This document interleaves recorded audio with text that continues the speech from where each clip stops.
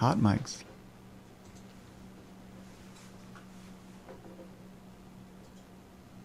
Okay, and here we go. And welcome to tvosj.org, the voice of San Joaquin. And now it is time for Connections. Wonderful. Thanks so much, Betty.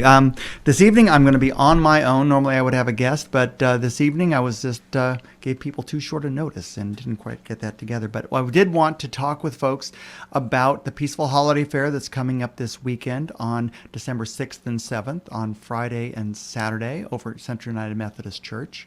It's always a great time. It's the time to see all the cool people and all the folks that you haven't seen all year. Peaceful Holiday Fair.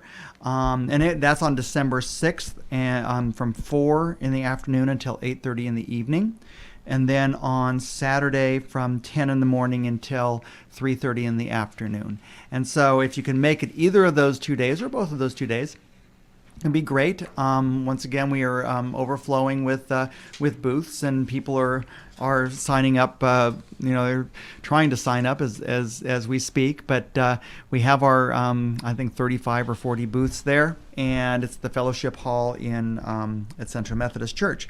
And we're talking about the entertainment lineup in a second. But what I also wanted to do is I wanted to go through the connections and to discuss the issues that are here. It's the December-January issue of Connections. And there's just a lot of good information out there, a lot of important things that we should all be concerned about, and that we really like you to read. Pick up an issue of this paper. It's the one that has Marilia Kelly on it. She's the winner of the Visionary Leader Award for put out by the Physicians for Social Responsibility. It's a national award. It's pretty prestigious for somebody who comes from just our backyard, Livermore, and Tracy pretty much. Talking about the work that she's been doing for years, maybe 30 years, with Tri-Valley Cares, and that's working on being the watchdog over the Livermore lab and making certain that toxic waste and explosions and things that are happening over there, that people are aware of it and that they can have a public voice when things are going awry. So please read that cover article. It's real important. It's not real often that we do put a local person winning an award on our cover. But in this case, Marilia is just a special person, a special activist, a person who has gotten so many things done and is seen as being an expert and a leader in anti-nuclear circles. She is just impressive. You probably know her from coordinating the Hiroshima Nagasaki commemorations and also the Easter Day or the Easter weekend commemorations that they hold out there at Site 300 for at Livermore. So anyway, so read through this. It talks about her what she's done and how she's done it at Tri-Valley Cares, and it's just an inspiration for all of us who would like to have a real positive and strong impact on their local communities. She's just an example, and if you read through this and maybe even contact her, you can learn a lot as to how to be effective in your community and get things done. So congratulations, Marilia, for this award. And that was awarded like in just this last couple weeks. When we go to page the second page on connections, where there's a editor's letter that is written by the editor. That would be me. And so, and I'll just read the last paragraph that says, we are so fortunate to be living at a time when change is so close to becoming real. Soon to become foundational programs such as the Green New Deal, Medicare for All, and free public college tuition, as we had when I was going to school, are economically feasible, viable, and possible when we choose to enact them. Share the enthusiasm of a younger generation that understands that the coming years are pivotal to the world we cherish. The new year is upon us, and none too soon. Happy holidays and New Year. And that speaks to, I was going to write an editorial that, was real, looking at the glass half empty and, how things are just so terrible. but it's not that. It's the hope and the focus that we have is on a 2020 that is going to bring information and ideas to light that are just vital to our sustainable world. And I'm just really encouraged by, we all should be encouraged by the hopefulness that's being expressed by young people these days. That when we're looking at political campaigns that are saying things that would have been politically totally unfeasible 10 years ago. I mean, it seemed that everybody was in a defensive crouch, or had been, until Bernie Sanders came along and broke through the hopelessness of saying, well, these are ideas that we can talk about. We can talk about a Green New Deal. We can talk about a Medicare for all. We can talk about free public tuition, public college tuition, or low cost. Like when I went to Davis, it was $212.50 per quarter for a registration fee, no tuition. So $750 to go to UC Davis. Over a 4-year period, the amount that you'd have to pay for what they call registration fees would be $3,000 over 4 years.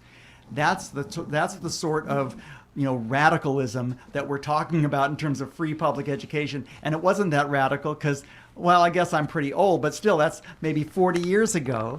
And 40 years ago, it was feasible. And why isn't it feasible now? Well, it's because people are saying that it's not feasible. If you don't want to invest in your future, then you won't have a future. And so what we need is people speaking just these truths, and not putting a label on it, and just saying these are things that we want to have, that we need to have. We have to have these investments in the future. And so anyway, so that's the end of my editorial, and it's a positive message going into the new year, because 2020 is going to be a pivotal year. I'm going to say that every election year, but this time it is like major. And then the other article that's on below is talking about an alternative road to a digital future. And we're talking about here a different way to look at privacy and on the internet. And it's a real interesting article because, as we know, the federal administration has gotten rid of net neutrality. So we have a for-profit world that is going to decide what you see on the internet.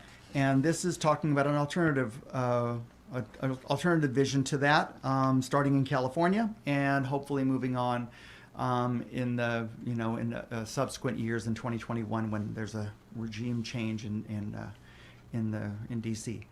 So that's on page 2.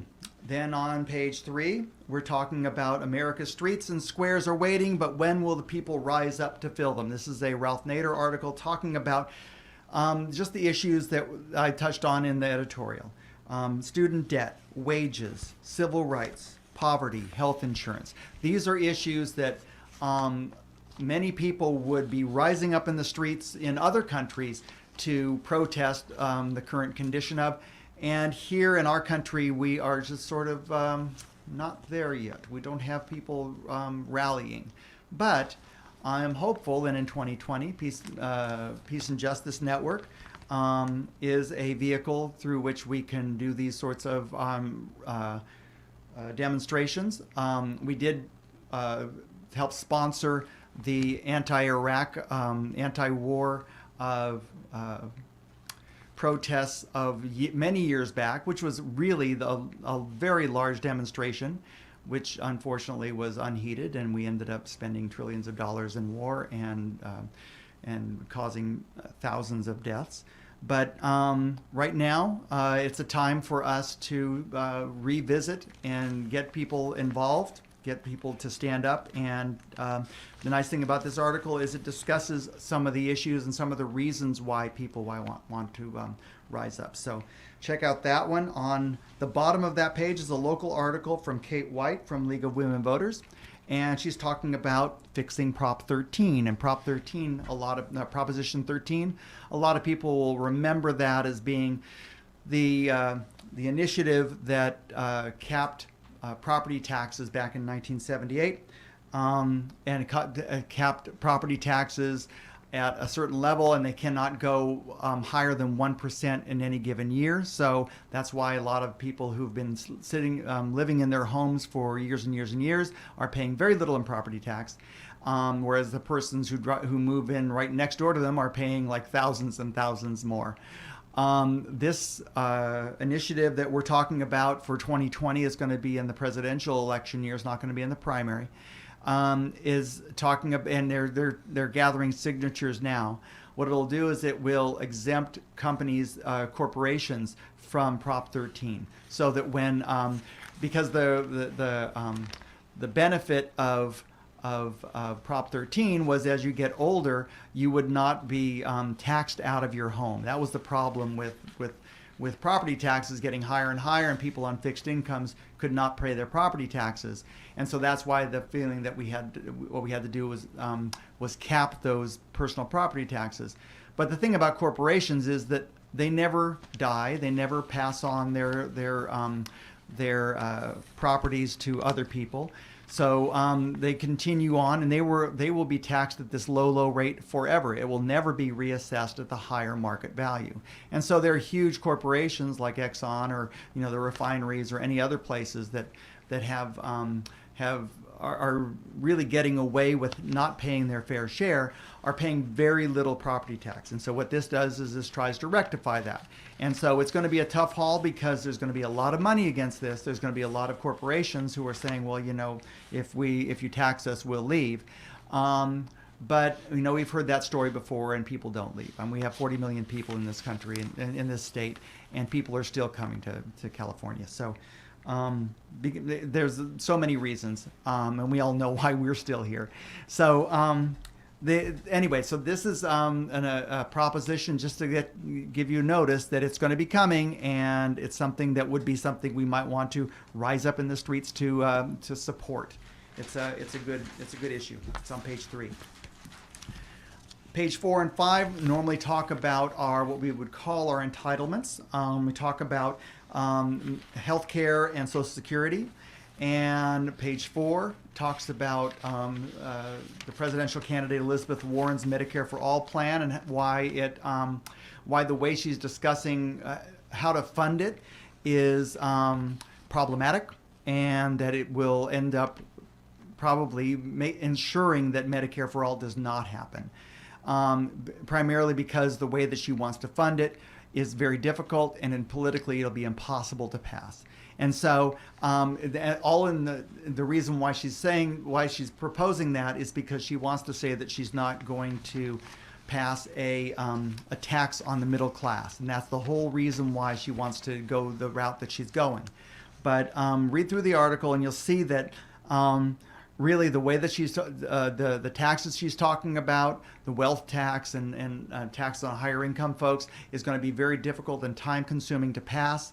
And really the way to go about dealing with Medicare for All is the way that is spelled out in the Sanders bill from, I think it was 2016, that just transitions people from private health care to a Medicare for All system, just essentially increasing the percentage for your Medicare, and then decreasing the amount of money that's going to your private health insurance. And it'll still come out on your pay stub, but it'll just be a higher number on the Medicare line and a lower number on the private health care line. And so that's a pretty simple change, rather than trying to get a massive tax increase past a very stubborn Senate. And so just read through the article and see what you think. On the bottom of page 4, study at least 15,600 premature deaths resulted from the GOP blocking Medicaid expansion. That is just a disgusting statistic, and it's the sort of thing that a lot of people don't read, don't understand, don't see how important it is for people to have universal health care. That if you do not have health care, people die. And that's the bottom line on this. And so these deaths resulted directly from GOP states who decided not to expand Medicaid when it was available under the Affordable Care Act, Obamacare. And so read through this article. It's really very sad, and hopefully something we can turn around in the next year. And on the right side, on page 5, Fixing Social Security, What America Needs. This is the nicest article I've seen as to how we can resolve the ongoing issue that people are saying, well, we just can't afford to, Social Security is going to go bankrupt. It's going to be, by 2037, it's going to be gone. Well, it's not like this is some sort of Grand Canyon that is inevitable, that things just that we can't change the course of the future, because we can change the course of the future with Social Security by a couple tweaks. What we can do is we can have the tax for Social Security be raised on people who are high income. And we can also just increase the percentage that gets taxed on that gets put on everyone by a small amount, and it will ensure that people can have benefits. And in this case, we're talking about benefits that are at least 125% of the poverty level for anyone who has worked at least 30 years. And so the idea is if you've worked for 30 years, there's no reason for you to be living in poverty for the rest of your life. That you should at least have Social Security pension, a defined benefit pension that comes to you that is going to give you at least 125% of the poverty level, which is not like living,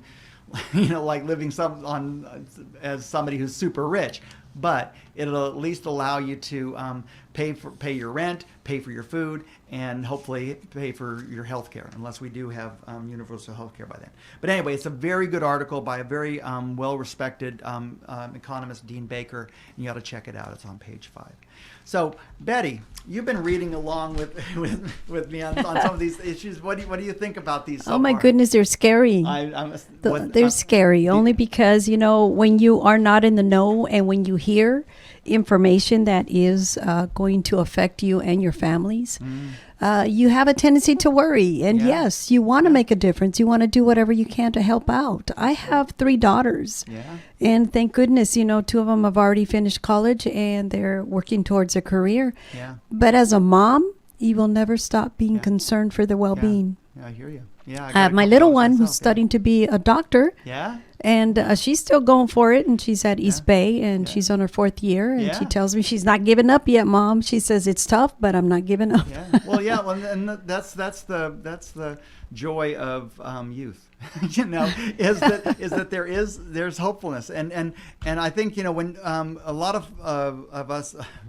Me being an older person, might look at some of this information and get very depressed and sad and saying, oh God, what sort of world are we leaving our children, or what? It's like, well, everybody leaves to their children a certain world, and it's what we have to do is we have to know what we're leaving, so we can make the best things out of what we have. Right. And right now there's a lot of good things that we can build on, but we're not going to be able to build on them if we ignore what's really going on. And unfortunately, there's a lot of folks who have been trying to, like say in terms of climate change. We'll talk about climate change later on in the paper. Yes. And saying, well, we just can't go too fast on that. I mean, we have to go slow. It's like, we've been going slow for 30 years, and how's that working for us? Not good. It's like, yeah. I mean, the thing is that we can't afford to go slow anymore. The window is closing. Right. And it's time, and young people are understanding that, because they're looking at that window and saying,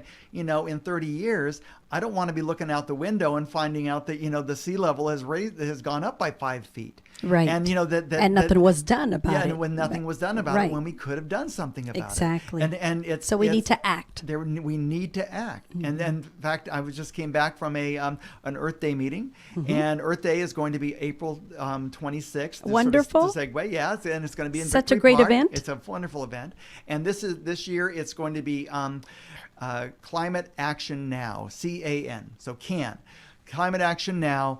Vote for the Earth. And so because it's an election year and now climate action has to happen. We can't put it off until when some candidates are saying, well, we just have to go slow. We have to do all of the above. Like, we can't do all of the above anymore. There are some of the above that are killing us. Right. Fossil fuels and fracking are killing us, and we cannot do that any longer.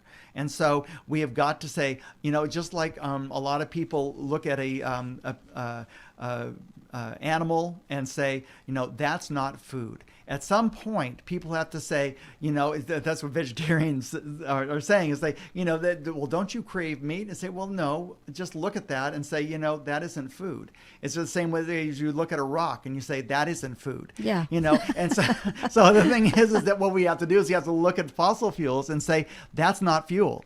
Right. We've got to say, we've got to find something else. And the technologies are there. It's just a matter of investing and putting money into it. And getting the word out, too, so more Indeed. people are in the know as well. And that's why I like this Connections newspaper. It's awesome. There's a lot of good information in there. Thank you. So I urge, and, wherever I do go to promote the radio station, I take Connections along. Right on. Everybody I do. And I'm glad I do because it shows when people are interested. They take the paper. Yeah. Yes. And the thing is that if you're interested in writing for Connections, please send me something. If you'll see my emails in the masthead, and I'm sort of an old-fashioned person in terms of getting emails, and right.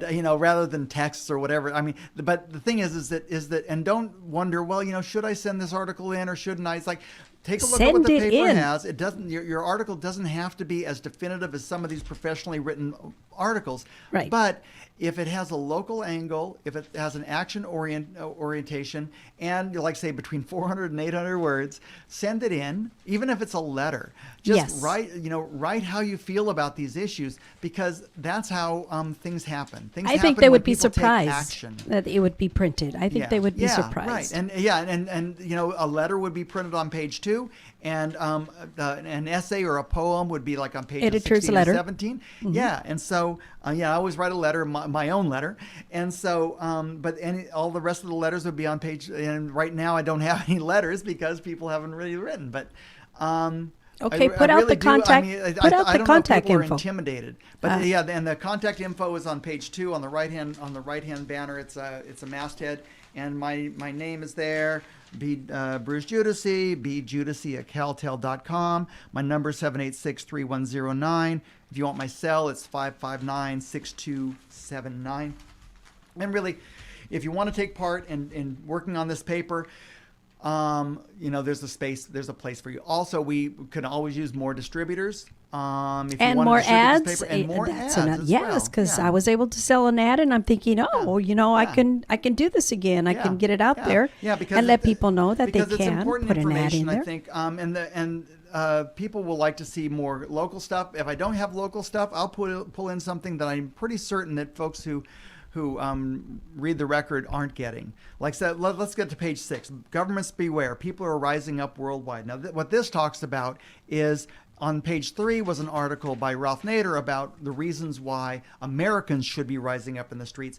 On page 6, it's talking about how people in different countries, Chile, Lebanon, and Hong Kong, how these three areas are people are rising up and are saying that they've had enough, and that they are working against the repression that they are feeling. And there are common themes running throughout this widespread global uprising. The unrest is marked by a deep dissatisfaction with an economic order that benefits elites over others, combined with outrage against authoritarianism and the use of force to quell dissent. Well, the first part, the deep dissatisfaction with economic order that benefits elites over others, that's happening in this country. So far, we have not had the authoritarianism and the use of force to quell dissent. But, that's because we're not in the streets yet. So, you wonder if people do start revolting against things. But that's a very interesting article from TruthDig. On page 7, which is normally our page for discussing militarism, avoiding the climate catastrophe starts with divesting from war. This is pretty obvious. that we're spending so much money on the war machine that we supposedly we can't afford to deal with climate change. And so it's if you think of it as a zero-sum game, maybe so. I mean, I think what you have to do is you have to cut the war budget in half, and then put that money into a sustainable economy, into a sustainable energy economy, and say that fossil fuels, they're not for eating. We're not going to do that. What we're going to do is we're going to invest in solar panels, wind, biomass, and use the ingenuity of our scientific community, rather than making bombs that are so surgical that they can kill just the exact person you want to kill. And instead of using our technology for that, maybe what we can do is we can use our technology to figure out how to get fuel out of algae, or how can we figure out a way to save the world. Save the world. Yeah, exactly. Yeah. I mean, because it's time. Yes. On the bottom of page 7, immunizing its war criminals. Trump pardons U.S. soldiers. This is just an article discussing how Trump is undermining whatever military force we do have by rewarding people who commit war crimes in the field, and undermining any sort of legitimacy that that the American military would have in overseas. Because if we're willing to immunize our war criminals, then that just gives a green light to every other country to do the exact same thing, because the United States has no moral high ground at all. So that's an interesting article. On page 8, Sanders' new immigration proposal is incredibly strong. That's you ought to read through that. I think we put down a couple issues ago. We had Sanders' Green New Deal, and not that we are just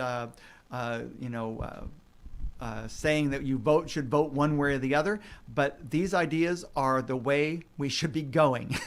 And if anybody else were promoting these ideas, we would put them in the paper too. But this immigration proposal is a strong immigration proposal, and you ought to read through it. It's very good, in the same way that his Green New Deal was excellent.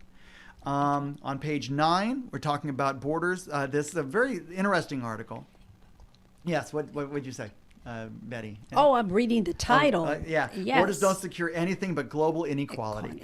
And that's exactly the case. Because what it does is it seals off. What's the difference between hardworking Mexicans on one side of the border and hardworking Mexicans on the other side of the border? Well, the border is there to protect our American way of life. Exactly. It's to make certain that it seals in inequality. And so that's what borders do. And it's a very good and solid economic argument that a lot of people don't think of when they think of, well, what's the idea behind a border? Why do we need a border? Why, I mean, they're good people on both sides. Well, it's because we want to keep the poverty down there. And we don't want to bring the poverty up here. We don't want, in economic terms, we don't want the labor cost to equilibrate. In other words, we don't want labor costs to be the same in the United States as they are in Mexico. But the solution to that is to fight for a minimum wage for everybody on Earth. Not to pit one group against the other so that you have corporations going off to China to take advantage of low labor costs. Right. What you have is, that the labor cost in China is going to be the same as the labor cost in the United States. So there is no and there's no incentive to go over there. And you have the same environmental rules in one country as the other, so there's no incentive to go from one place to another. You're not going to demonize or put down another country just because they've made the decision to have worse environmental laws and lower labor costs. Why would you want to reward that sort of behavior? Well, because if you want to make a profit, that's how you do it. So, the thing is that it's real easy to demonize China or demonize Mexico or demonize these other people because they're other folks. But really, the thing that we should be demonizing is the whole, the system that sets that up. And so that's a very interesting article if you're interested in economics. On pages 10 and 11, we have Voices of Homeless Folks. This is collected by Fred Muscal, a very interesting perspective on different, from a segment of population that we don't normally hear from. On the bottom is the alternative media sources that you should always check out because then they're in the green box there. And then on the right-hand side, what we show is the voice of Sam Joaquin's moving of the big metal box. Yay, finally Yay, it's happened. finally, That big the monster box is- box that took a lot of room here in the office. That's right, and now it's gone. It's out I in Tracy. see that. Whoa, Yeah, so that we is moved so it to wonderful. Tracy and lowered it with a forklift and put it there. And the transmitter is going to be going in there if it's not there already in the next couple days. Insulate the box as well. Insulate right? the box, and then it will be transmitting from Tracy, and so that will be KBCC 89.5 FM, Tracy, California. And from what I understand, the transmitter takes it all the way to French Camp. Yeah. And this is Tracy, and Tracy is an area that we really don't. We have not gotten connections out there very much. I mean, because nobody really that from Stockton really, just distributes out there. So this would be a great opportunity for us to expand what we're saying, what we're doing, and to bring the community together. Well, So- I've been working on actually creating Oh, you have, good yes. relationships Yeah. with a lot of Yeah. Latinas, ladies that are leaders. on. Matter of fact, one is the mayor and part of their city council. So we do have some connections and we do have some interests out there in Tracy to There you work with us All right. and build this radio station, KBCC Yeah. 89.5 FM. So I'm excited about It's that. growing. It's So great. yeah, there's a lot of interest in Tracy. A lot. Very nice. Well, we're right in the middle of connections. So this is Peace and Justice Connections. Bruce Giudici with Betty. What's their children? Ramirez. Yeah, what? Say it again. Betty Ramirez. Betty Ramirez. and so we're just going through connections right now and figuring out, why you guys should be picking it up and reading it from cover to cover. Now it's sometimes it's a bi-monthly, so it comes out every other month. So because sometimes reading these articles, you might want to read an article and then set it aside. You don't have to read it cover to cover. I think they right off should the read bat. it cover to cover. Yeah, maybe if it's all in one sitting, then more power to you. Yeah. Now on pages 12 and 13 is normally the sustainability and environmental pages. So on page 12 at the top, talking about Sierra Club report pushing for electric trucks. And how, and I think electric trucks have sort of been in the news because Tesla put out some new truck that was kind of funky or something. But in any case, the goal, what this is saying is that the California goal for electric trucks is way too wimpy. It has to be a lot stronger. Just like in any, just like anything that's climate related, we've got to be stronger, harder, faster. Because right now we are behind the eight ball. We do not have the time to waste any longer. And any politician who tells you otherwise, read through these articles. On the bottom of page 12, climate change is happening. Industry-backed attack on science at the EPA, the most damaging of all Trump-era policies. And so what is happening at there's all this distraction that's happening at the top of Donald Trump, and every day he comes up with something absurd. But there is this process, this long-term process that the people who he has appointed to these different areas are pushing to essentially destroy the environment while they can. It's like they're in the candy shop and they're grabbing all the candy while they can until before the cops show up or before the regime changes. And so this whole attack on the EPA is happening now. The reason why they're saying it's the most damaging is because it's going to be the most long term. They can roll back rules and fail to update rules based on this information, meaning more dirty air, more premature deaths. Anyway, it's just disturbing, and it underlines why we really do have to change these policies. On page 13, climate emergency, warning of untold human suffering. This is, again, just stressing the emergency of climate change. And on the right-hand page, as corrupt as it gets, this is actually a national article, but it's talking about our oil lobbyist interior chief who gave a great a coveted contract to an ex-client, happens to be somebody who is in California, in Westlands, in the irrigation district, Westlands Irrigation District, that waters pretty much the west side of the San Joaquin Valley. the interior chief, who used to do legal work for these folks, has sort of given a sweetheart deal to his ex client, and who I'm certain when he leaves office, he will end up working with that client again and probably benefit from the contract that he slipped to them in this case. So read through the article. It's just another example of what happens when you have businessmen running the business of government.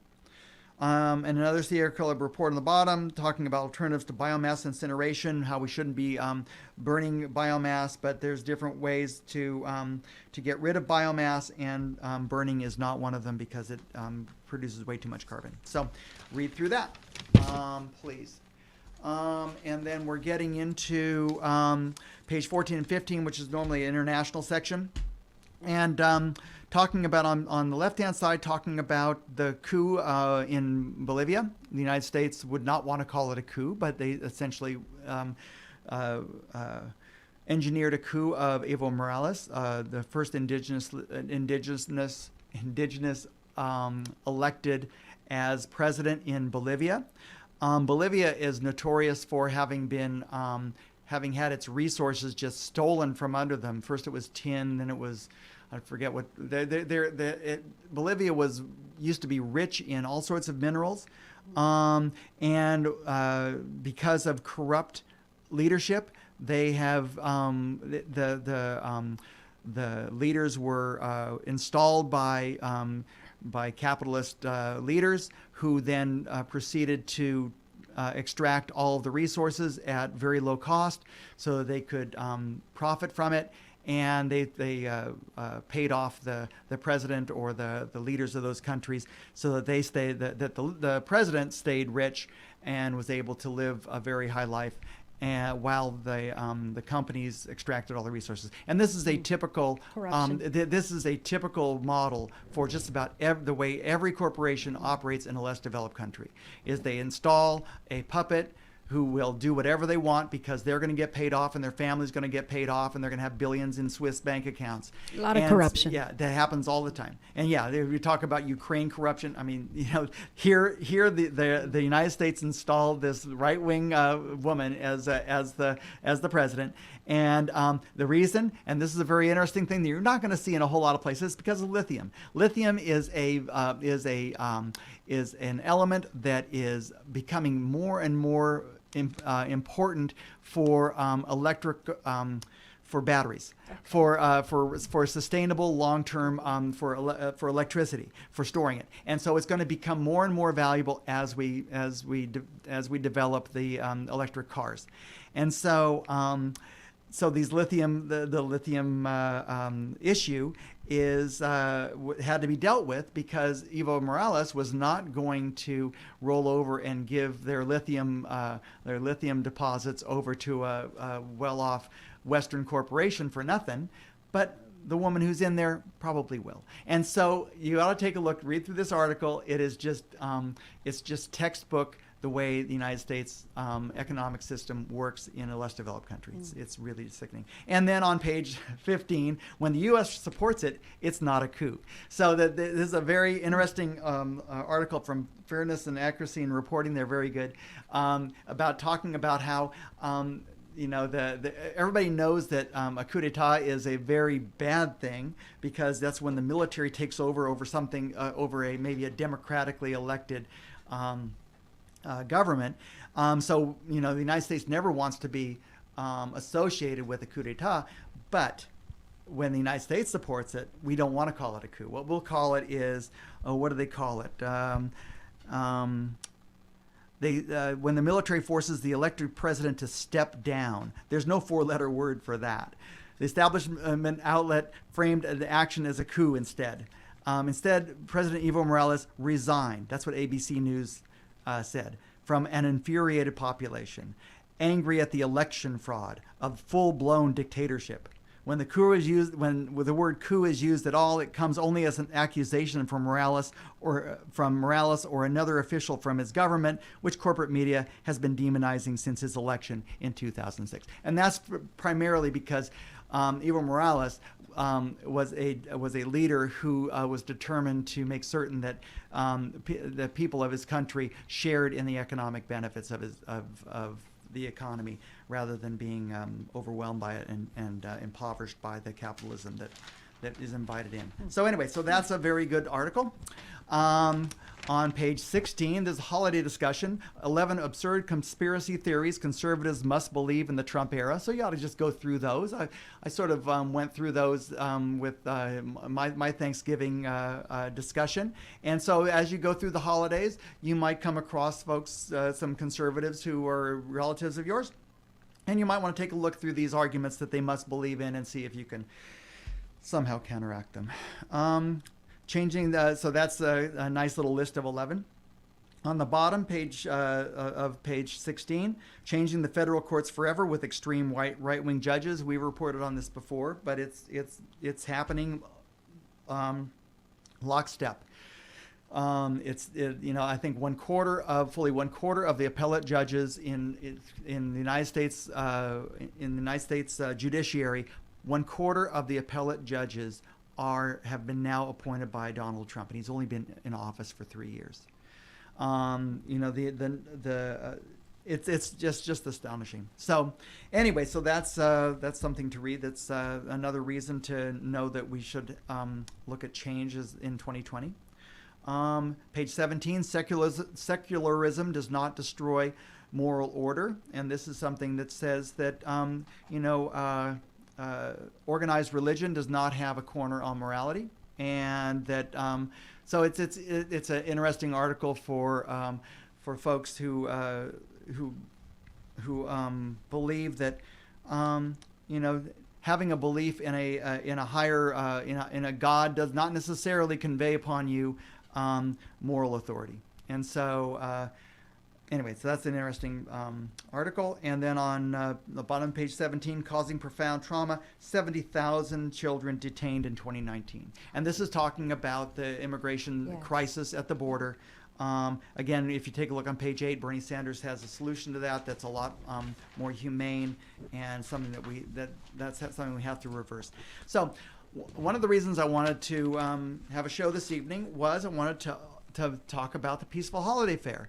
And the Peaceful Holiday Fair is again happening on December 6th, Friday, from 4 p.m. to 8:30 in the evening. And that is at Central United Methodist Church. That's 3700 Pacific Avenue across from UOP.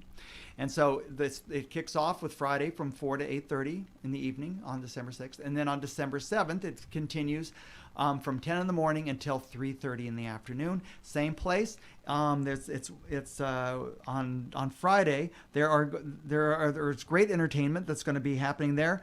Cindy Johnson and Robert Lee from 4 to 5 is going to be playing with her. She's a music teacher who plays multiple instruments. The Mary Poppins from 5 to 6. It's a woodwind trio on oboe, English horn, and bass clarinet. From 6 to 7, Gypsy Flair Middle Eastern Music Ensemble with oboe, violin, and drummer, and with dancers. So you'll enjoy that. And from 7 to 8, the 2x4s, which is 2 oboes, English horn, and bassoon. So nice Renaissance music. And then from 8 to 8:30, this is all on Friday. From 8 to 8:30, the M&J ensemble, which is Mel and Joe told me, are they play jazz, and anyway, they're a wonderful duo. So anyway, so that is going to be on Friday. And then on Saturday, first thing in the morning, Mom's Chili Boys are going to be there. And that's going to be from 10 to 11. The West Winds Woodwind Quartet from 11 to 12. Jesse Christian Hendricks from 12 to 1. Classical guitar player from 1:30 to 2:30. The Alpine Chamber Music group is going to be playing. A lot of oboes here. Oboe, viola, violin, and cello. And then from 2:30 to 3, Tyler Grilly is going to be playing guitar and folk music. So that's quite the musicians. It's They're wonderful. all local. That's all the part local. that I like. They're all local. Yeah. We'll have to have them over here so that way they can play for us live. Yeah, and this is not ear blasting music. I mean, it's going to be nice. These people, I know a lot of these folks, and they are musicians. I mean, these are people who know how to play their instruments. So come by and check them out. And also, come to the fair, because what's going to be the booths that we're going to be having here are going to be some old reliable folks that like the Delta Sierra Group, First Unitarian Universalist, Jane Bradford with her glass art, and Glenda Burns with her pottery. It's excellent stuff. John Carruthers and Stephen Coyle with paintings. Patty Crowder with her recycled jewelry. And so many more. Serve is going to be there with crafts from 30 countries. Diane Morgalai with handcrafts from Uganda. Joy Nees with handmade ornaments, crochet, kaleidoscope art. And some succulent cacti plants that you can buy, some handmade scarves and jewelry. Anyway, it's quite the variety. It's going to be quite a variety, and yes. it's just a wonderful group of people that you'll just you just enjoy seeing these folks, because they're not only are they artists, and not only do they sell stuff at the fair, but they work every day for peace and justice. These are good folks. Good and folks to know. And like it reads right here, it says local artists creating goods that support a sustainable environment and reflect a caring and a just society. Indeed. Yeah, and that's exactly nice. What we want. Yeah. Yes, holiday tradition. Yeah, so it's a holiday tradition. It's the 33rd annual. 33rd annual? Yeah, 33rd annual. Yeah, and it's wow, I think it that's started, a long time. Yeah, I think I remember amazing. The first one. It has been for a couple times. It was at the Unitarian Church. Yes. But most of the time it's been at the Central United Methodist Church. And so we're so grateful for them having us there, that they spend the time. It's always the weekend after Thanksgiving. So this is really the shopping that should kick off your holiday season, and not have these instead of the Black Friday, Thursday, Monday, whatever. Yes, whatever, I agree. Wherever they want to tell you how to shop and where to shop and when to shop, you should be able to. I mean, Giving Tuesday is tomorrow. Oh boy, Giving Tuesday. That's the only day I can give. I can't give now. It's like enough with telling us how we should spend our money. Exactly. We should be able to do it whenever we want to. Yeah. So anyway, but I'm telling you, go to the Peaceful Holiday Fair on Friday and Saturday, December 6th and 7th, because it is a great time, great people. And then finally on page 20 of Connections, Stop the Westlands Water Grab and Tunnel Plan. And so this is talking about Westlands, and it touches on that article earlier that talks about the corruption at the Department of Interior. But it's also talking about, we thought that we had stopped the tunnels, and we had Restore the Delta. This is the article from Restore the Delta. And they did a fantastic job, a wonderful job on delaying and getting rid of the twin tunnels. But now, what is still alive is the tunnel. And so, as long as there is a conveyance facility to get water from Sacramento and avoid the Delta altogether, whatever, if it's a single tunnel, then it is going to deteriorate and degrade the Delta and the environment that we have here. No, and it's going to mess up our agriculture. No. The Delta is too powerful and strong, and so I'm afraid that we got a reprieve. The twin tunnels is gone, but now the single tunnel plan is about to take hold. And Gavin Newsom is a governor who is in there. This is his first term, and he said that he was against the twin tunnels, but it looks like he's facilitating. He could be facilitating the single tunnel plan, and this is something that Dianne Feinstein is definitely behind. She is so Dianne Feinstein, who is not who could not be called a progressive Democrat. And it's interesting that these two former San Francisco mayors, are so interested in diverting water from Northern California to agricultural areas in the southern part of the state and to LA.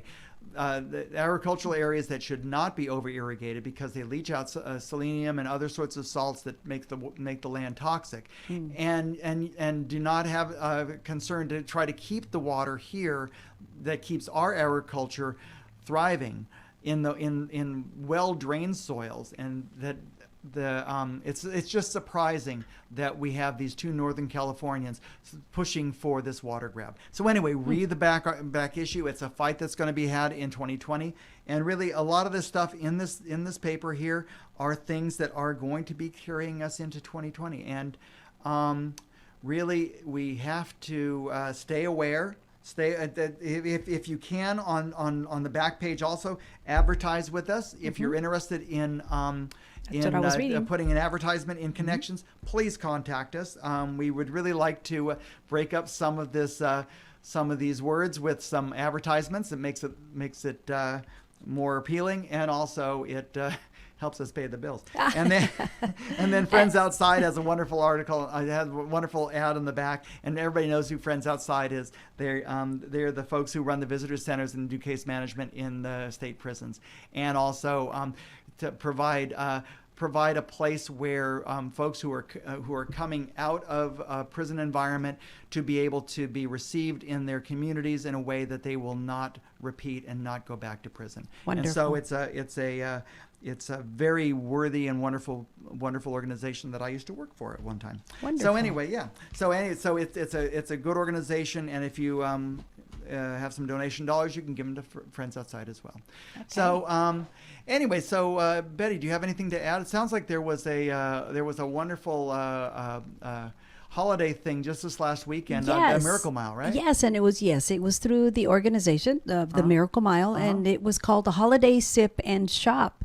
And it was Saturday, November the 30th, from the hours 3 to 7. And let me tell you, this was really neat. And I'm glad that I paid attention, because I believe in piggybacking on events that are already pretty much established. So that way we could also introduce the radio and what's taking place with the radio station, being that we're going to have 89.5 FM KBCC Tracy on FM pretty soon. And so we're excited about that. But the people that came in through were a lot of Stocktonians, and a lot of positive things were shared. As soon as they walked in through the door, Nicole started up with putting a mic right into their face and sing. And they were all singing Christmas songs, and they were really into it. That's great. And then they signed in for a free prize, and as they came in, I'm pouring so that way they can taste this wonderful wine called Farmer's Table, and it's a Lodi wine, and it's they call it Big Red, and beautiful wine, a little on the dry side, but it had a very beautiful flavor.